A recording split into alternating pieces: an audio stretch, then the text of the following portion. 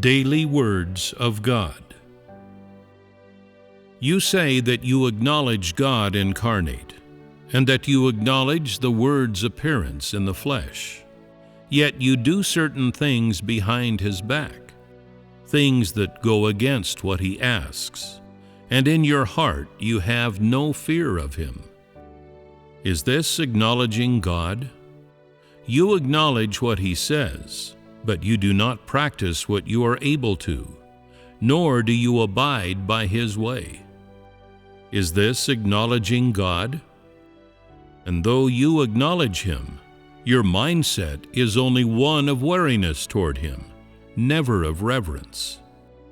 If you have seen and acknowledged his work and know that he is God, yet you remain tepid and completely unchanged, then you are the kind of person who still has not been conquered. Those who have been conquered must do all they can, and though they are not able to enter higher truths, and these truths may be beyond them, such people are willing in their hearts to attain to this. It is because there are limits to what they can accept, that there are bounds and limits to what they are able to practice. At the very least, however, they must do all they can. And if you can achieve that, this is an effect that has been achieved because of the work of conquest. Suppose you say, given that he can put forth so many words that man cannot, if he is not God, who is? Such thinking does not mean you acknowledge God.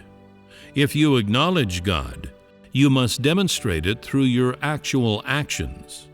If you lead a church, yet do not practice righteousness, if you crave money and wealth, and always pocket the church's funds for yourself, is this acknowledging that there is a God? God is almighty, and he is worthy of reverence. How can you not be afraid if you truly acknowledge that there is a God? If you are capable of committing such despicable acts, do you truly acknowledge him? Is it God that you believe in? What you believe in is a vague God. That is why you are not afraid. Those who truly acknowledge and know God all fear him and are afraid to do anything that opposes him or which violates their consciences. They are especially afraid to do anything that they know is against God's will. Only this can be considered acknowledging God's existence. What should you do when your parents try to stop you from believing in God? How should you love God when your unbelieving husband is good to you? And how should you love God when the brothers and sisters loathe you?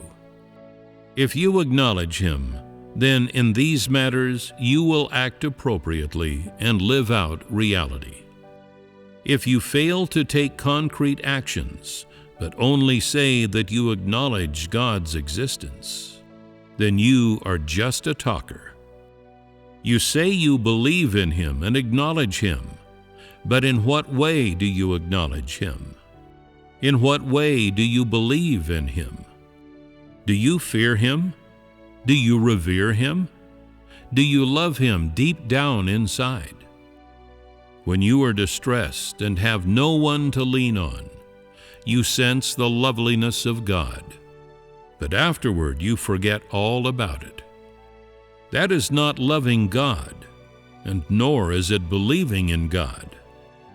What, ultimately, does God wish for man to achieve? All the states that I mentioned, such as feeling very impressed by your own importance, feeling you are quick to pick up and understand new things, controlling others, looking down on others, judging people by their appearance, bullying honest people, coveting church money, and so forth. Only when all of these corrupt dispositions have been, in part, removed from you, will your conquest be made manifest.